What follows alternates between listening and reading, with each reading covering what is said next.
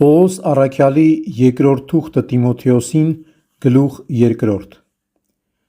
Վշտակից եղիր Քրիստոս Հիսուսի տառապանքներին, որպես նրա բարի զինվորը։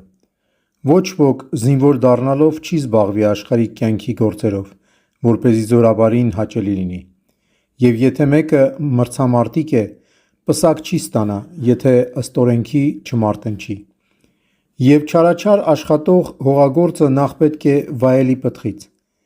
Իմացիր, ինչ ասում եմ։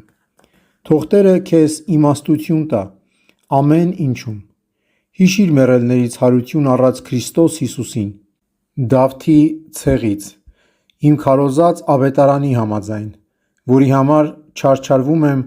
և շղթայված իսկ եմ, ինչպես չարագործը,